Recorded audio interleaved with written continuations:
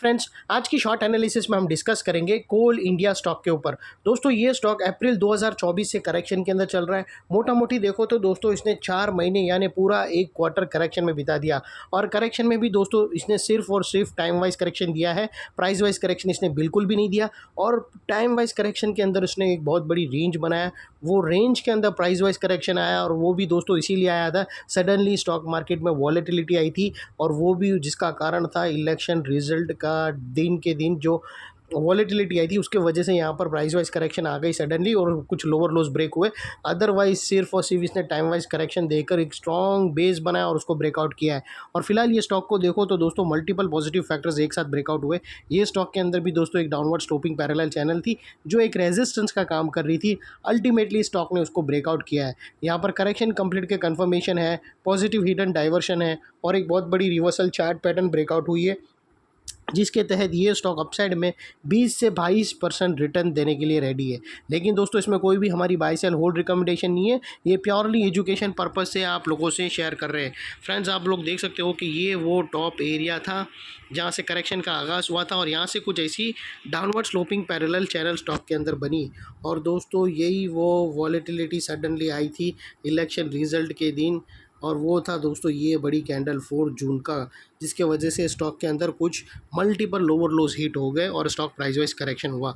दोस्तों अगर आप देखो ना तो यहाँ पर पहला लोअर लोज हिट हुआ था, फिर सेकंड लोअर लोज यहाँ हिट हुआ, थर्ड लोअर लोज ये वाला हिट हुआ और लास्ट में दोस्तों ये वाला लोअर लोज हिट हुआ। और जैसे ही दोस्तों ये downward sloping parallel channel upside में ब्रेकआउट हुई, इसने मल्टीपल हायर हाइज को एक साथ ब्रेक करके उसके above high volume sustain closing देकर कंफर्म कर दिया करेक्शन इज कंप्लीटेड। यहाँ पर दो बड़ी चीज़ एक साथ हमें मिली दोस्तों। पहला तो इसने डाउनवर्ड स्लोपिंग पैरेलल चैनल को अपसाइड में ब्रेक किया, जिसके वजह से ये जो स्ट्रेट फॉल आया था वो अल्टीमेटली रुक गया। और सेकेंडली दोस्तों इसके अंदर जो back to back lower lows hit हो रहे थे वो स्टॉप होकर उसके अगेंस्ट में इसने फर्स्ट हायर हाइज रजिस्टर्ड किया, जो हमें कंफर्म करता है कि स्टॉक के अंदर करेक्शन कंप्लीटेड। यहाँ पर टेम्पररी बॉटम लग गई। अनलेस एंड अनटिल कोई नया लोअर लोज हिट ना हो जावे या फिर पुराने लोअर लोज के नीचे ये स्टॉक क्लोजिंग ना दे दे, तब तक हम मानकर चलेंगे कि यहाँ पर स्टॉक के अंदर बॉटम लग गई है और करेक्शन फिनिश।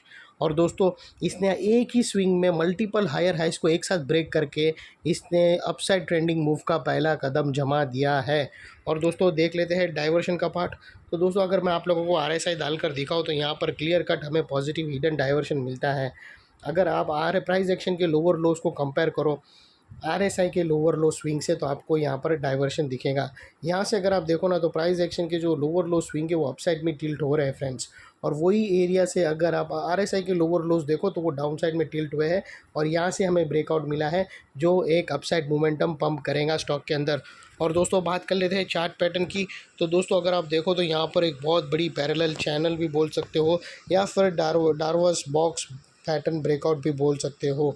दोस्तों अगर मैं आप लोगों को बताता हूँ तो यहाँ पर क्लियर कट एक बहुत बड़ी पैरेलल चैनल ब्रेकआउट हुई है दोस्तों। और दोस्तों एक बहुत ही एक गैप कैंडल से वो ब्रेकआउट हुई है। और ये दोस्तों ये जो इनसाइड रेंज है पैरेलल चैनल का फ्रेंड्स, ये कोई छोटा मोटा रेंज नहीं है, ये 20 से 25% का रेंज है जो ये नेकलाइन से ब्रेकआउट होने के बाद अपसाइड में 25% तक रन अप दे सकता है। और इसकी जो नेकलाइन निकल कर देखो तो दोस्तों तकरीबन 524 के आसपास आती है। और दोस्तों वो लिहाज से ये स्टॉक का जो अपसाइड टारगेट आता है वो तकरीबन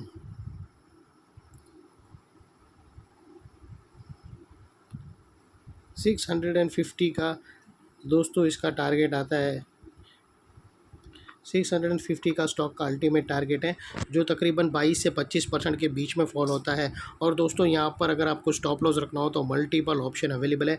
आप first of all breakout candle के लो के नीचे क्लोजिंग बेसिस पे भी रख सकते हो। सेकेंडली ATR की भी हेल्प ले सकते हो और एक लोअर स्विंग भी है वो भी रख सकते हो।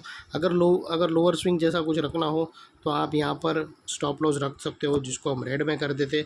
और एक भी दोस्तों अगर बेटर रहेगा अगर आप ये लोअर स्विंग के नीचे रखो तो वो वेल एंड गुड रहेगा। और वो लिहाज से दोस्तों अगर आप स्टॉप लॉस भी आप देखो, आपका रिस्क टू रिवॉर्ड रेशियो भी देखो, तो आपका रिस्क का एरिया फ्रेंड्स इतना ही रहेगा और रिवॉर्ड का एरिया दोस्तों इतना बड़ा है।